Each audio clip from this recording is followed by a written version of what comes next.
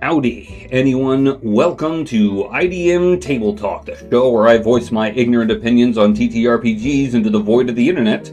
I am your host, an evil man.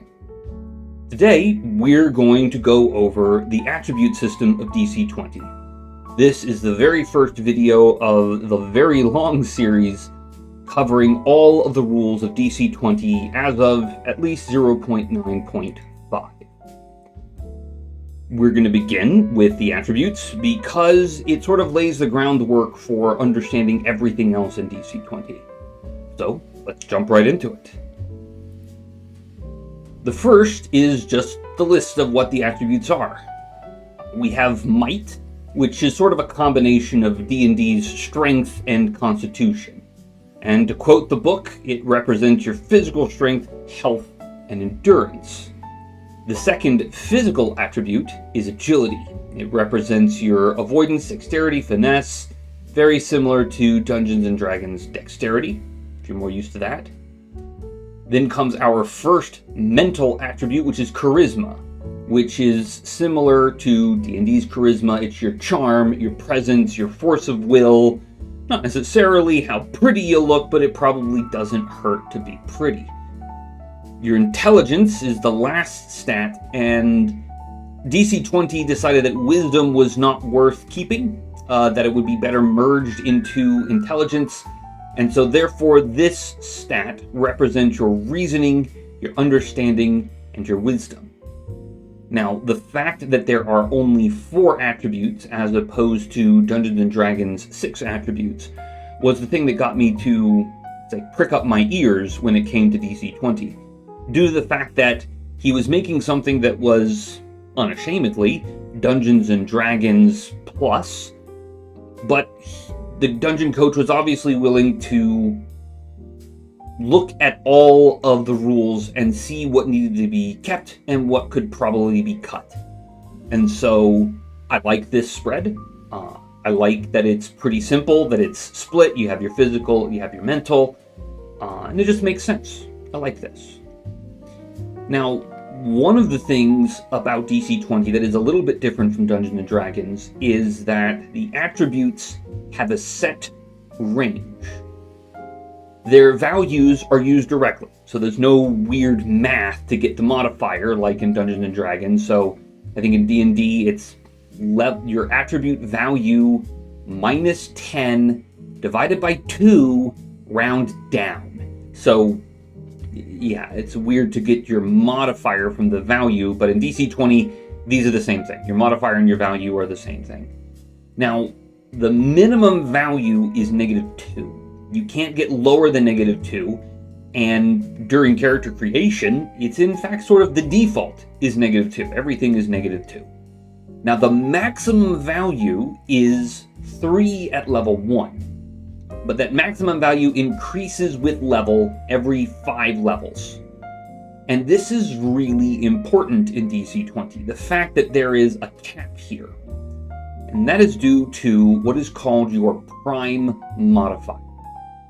Now, the prime modifier is used for combat, like a lot of combat things. It's used for your weapon attacks. It's used for casting spells.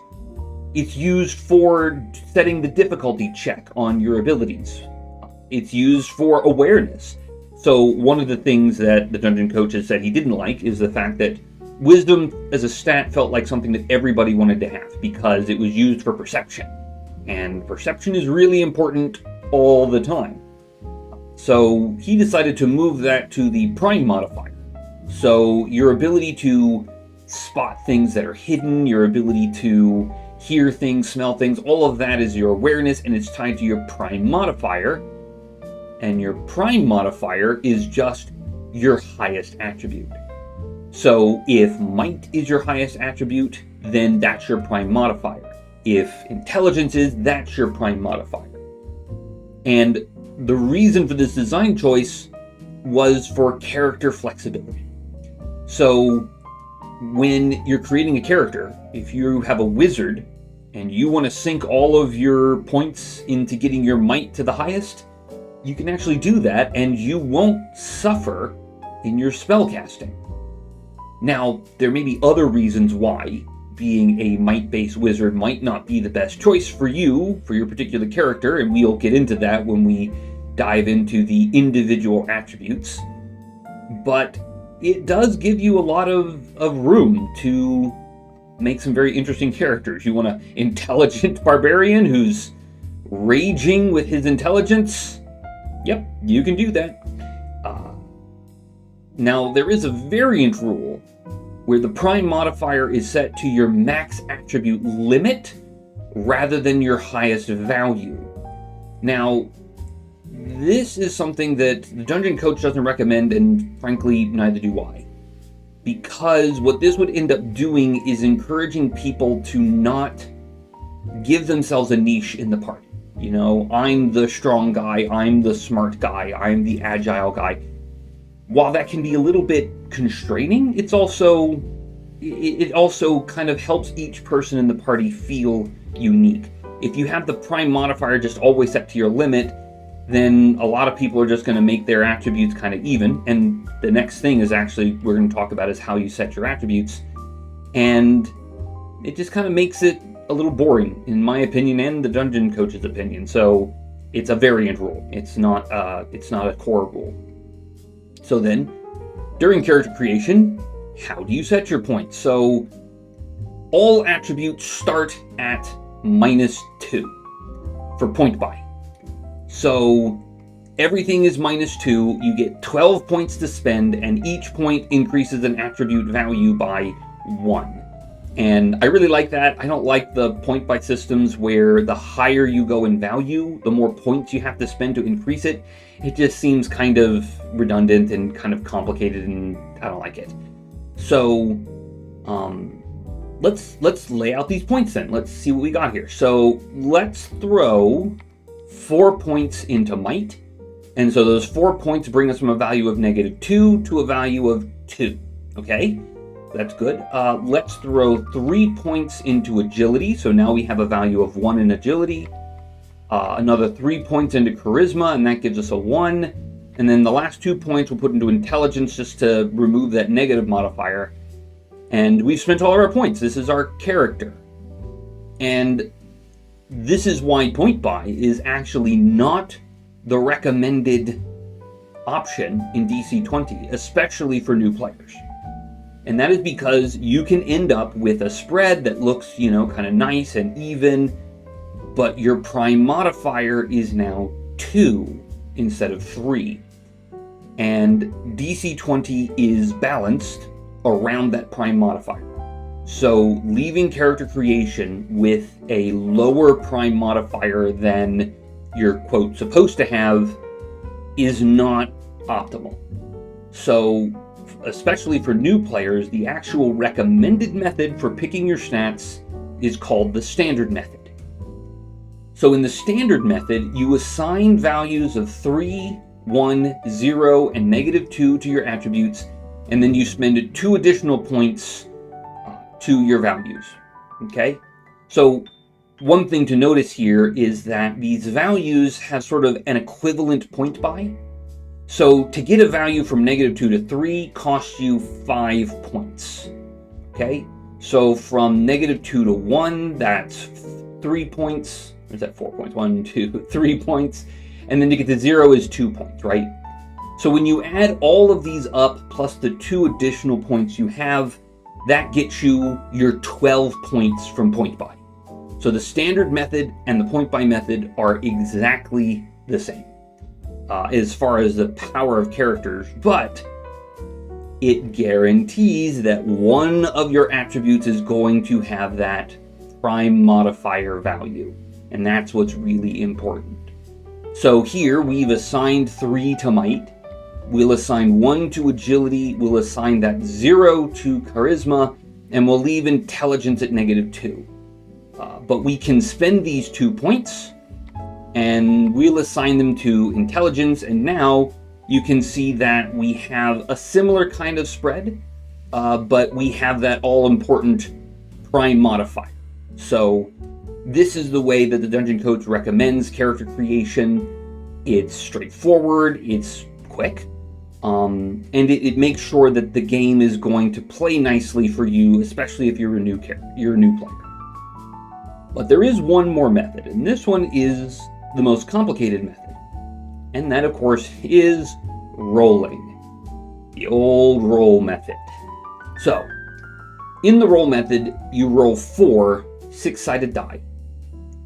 You subtract 3 from the value of each dice. You assign those as values to your attributes, and then you spend 2 additional points. So, that's a mouthful. Let's go over an example. So, for the first roll, we get a 1. Okay? That means that the actual value we're going to assign from this is -2. Okay, so we got a -2 value here. Our next roll's not much better. That's our 2, which means that you subtract 3 from this, you're going to get a -1, right? Let's go ahead and throw that into our equivalent point buy over here, right?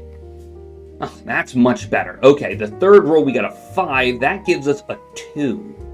All right, so that's nice. So we can go ahead and throw that into our equivalent point buy. And then we get our fourth roll of 4, and that gets us a value of 1. 4 minus 3 is 1, which we're going to throw to our equivalent point buy. And you can immediately see there's a little bit of a problem here. If you add up the equivalent point buy with the available points, you've only got 10 points to spend on your attributes. So rolling here led us to a character that's actually slightly weaker than you could get with the other 2 methods. Now, because you have these available points, you can still put points into attributes so you can get that prime modifier, but you only spent 10 points, so this character is slightly weaker. Now, there is a rule which says that if after you spend the 2 points, if no stat is at 3, you can borrow from a stat to get 1 to 3. So if we had spent 2 points and agility was still at 2, we could say take away from might and give it to agility to get that last value up to 3. So you can end up with some really let's say unique characters with the roll method.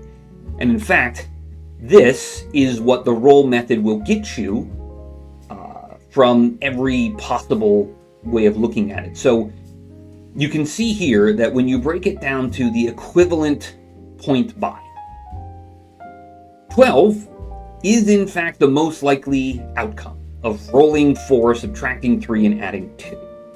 So on average, your character is going to be just like everybody else. But you can see that there is a pretty wide range of equivalent point buys, and the average is actually, like you can see here, slightly on the weaker side. It's very, very slightly weaker than doing point buy or standard method. So do at your own risk, but hey, you could roll those 4 6s, or actually you could do 3 6s, 2 6s and 2 5s. It would actually be the same thing. But you could get that 20 and you could get 3 in your stats across the board. You could also end up with 2 points to spend, and you can have one of your stats up to 0. Well, that's a fun way to play your character. But with that, we're going to end it. So that was the attributes and how you assign them during character creation, what the prime modifier is, why that prime modifier is important, and I just want to thank you all for listening. So in some upcoming videos, we're going to break down the defense system. We're going to look at how the armor system, not the armor system, but the defense system works. It's probably going to be a short video. We're going to look at the skills system, and we're going to do both of these before we get into the individual attribute breakdowns, because it's going to be useful for the attributes to know what the skills are and what the defense system is in DC20. So, again, thank you for listening. I appreciate it. If you guys want to hear more about DC20 rules, I'm going to continue doing this, and I will talk to you later.